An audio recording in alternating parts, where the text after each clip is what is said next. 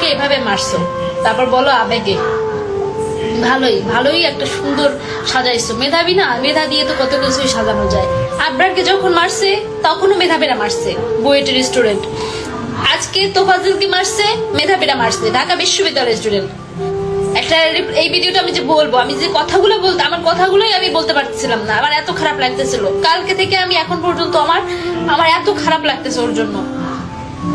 আর কত মানুষ মারবে এভাবে মেধা দিয়ে? মেধা শিক্ষা দেয়, মানুষ মারার শিক্ষা, এরকম মেধার দরকার নাই। শিক্ষা করা যাবে না। আল্লাহর কোরআনের বিধান অনুযায়ী কেউ যদি চুরি করে তার হাতটা কেটে দাও। আর এই ঢাকা বিশ্ববিদ্যালয়ের সে সমস্ত মেধাবী ছাত্র নামের কলঙ্ক, সামান্য মোবাইল চুরির সন্দেহে তোফাজ্জল নামের একজন মানসিক উন্মাদ একটা পাগল ছেলেটাকে কিভাবে পিটায়া নির্যাতন করে বর্বরভাবে হত্যা করেছে, কথা বলে ঠিক কি না?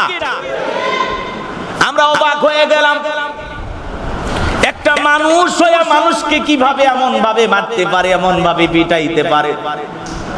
যেই ছেলেটাকে হত্যা করা হয়েছে এই ছেলেটা ছিল মানসিক পাগল। ঢাকা বিশ্ববিদ্যালয়ের সে সমস্ত মেধাবী ছাত্ররা, ছাত্র নামের কলঙ্ক, এরা যদি শিক্ষিত হয় এরা সমাজের যেই জায়গায় যাবে এদের মতো শিক্ষিত ছাত্ররাই হবে ঘুষখোর, কথা বলে ঠিক কিনা? যারা মানুষের প্রতি সামান্য মায়া দয়া দেখাইতে পারে না।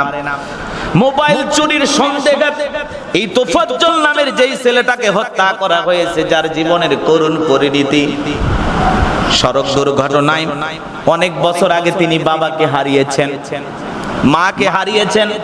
গত 23 সালে তার ভাই পুলিশের চাকরি করত, সেই লিভার ক্যান্সারে আক্রান্ত হয়ে মারা গেছে। ভাই মারা যাওয়ার পরে তাকে দেখভাল করার মতো আর কেউ নাই। সেই মা বাবা মারা গেছে দুর্ঘটনা থেকে একটু পাগল। ভাই মারা যাওয়ার পরে পুরোটাই উন্মাদ হয়ে গেছে, পাগল হয়ে গেছে। তার কাজিন আছে, তার মামা আছে, তার ভাবি আছে, তারা বলতেছে এই ছেলেটাকে আমরা বেশ কয়েকদিন ধরে চিকিৎসা করতেছিলাম, সে একটু পাগল, কিন্তু পাগল হলেও সে কখনো চুরি করে নাই।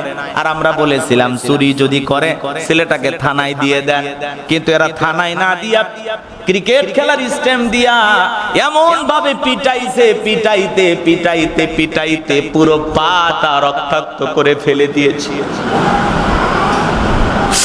আমি অবাক হয়ে গেলাম, এই ছেলেটাকে মারতে মারতে এত মারেছে, পুরোটা দেহ শুধুমাত্র মেরেছে। পিটাইতে দেহের এমন কোন জায়গা নাই যে পিটাই নাই। তোফাজ্জল উন্মাদ পাগল, এমন ভাবে তাকে আঘাত করা হয়েছে। সে যখন পানি চেয়েছে এই বিশ্ববিদ্যালয়ের ছাত্ররা ক্যান্টিনে নিয়ে গেছে, খাবারের প্লেটে কিছু সামান্য ডাল আর ভাত দিয়া বলতেছে খা, এটাই তোর জীবনের শেষ খানা, খা। এই খাবারটা খাওয়া শেষ হলেই তোরে মেরে ফেলবো। মৃত্যুর ভয়ে তোফাজ্জল নামের উন্মাদ সেই ছেলেটা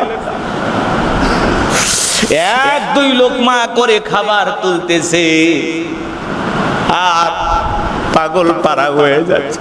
এদিক ওদিক তাকায়, একটু নিরাপদ আশ্রয় খোঁজার জন্য চেষ্টা করে, কেউ তাকে বাঁচানোর জন্য গেল না। খাবার টেবিলে বসাইয়া ডাল ভর্তা দিয়া ভাত খাওয়াইয়া কেমনে পারলা এই ছেলেটাকে মারতে? এরা তো ডিবি হারুনের চাইতেও খারাপ, কথা বলেন ঠিক না?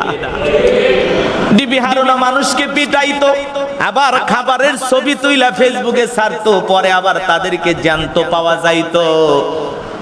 ডিবি হারুনের ভাতের হোটেল থেকে মানুষ জ্যান্ত ফিরে আসতো। ঢাকা বিশ্ববিদ্যালয়ের যে সমস্ত মেধাবী ছাত্ররা তোফাজ্জলকে পিটাইয়া ভাত খাওয়াইছে, এদের ভাতের হোটেল থেকে তোফাজ্জল নামের সেই উন্মাদ পাগল ছেলেটা আর জ্যান্ত ফেরত আসে নাই, কথা বলেন ঠিক কিনা? সম্মানিত হাজিরিন, এই দুনিয়ার জমিনে অনেক মানুষকে হত্যা করে। এই হত্যাকাণ্ডের ব্যাপারে আল্লাহ রাব্বুল আলামিন পবিত্র কোরআনুল কারীমের ভিতরে স্পষ্ট ভাবে জানিয়ে দিয়েছেন, তোমরা খবরদার মানুষকে হত্যা করো না, কোন নিরপরাধ মানুষকে হত্যা করা যাবে না। আল্লাহ তাআলা বলেন মান কাতালা নাফসাম বিগাইরি নাফসিন আও ফাসাদিন ফিল আরদি ফাকান্নামা কাতালান নাসা জামিআ। যদি কেউ একজন নিরপরাধ মানুষকে হত্যা করে যে সে যেন তামাম পৃথিবীর মানুষকে হত্যা করলো, আর যদি কেউ একজন নিরপরাধ মানুষকে বাঁচিয়ে দেয় সে যেন তামাম পৃথিবীর মানুষকে বাঁচিয়ে দিল। সম্মানিত হাজিরিন, লম্বা হবে, লম্বা করব না।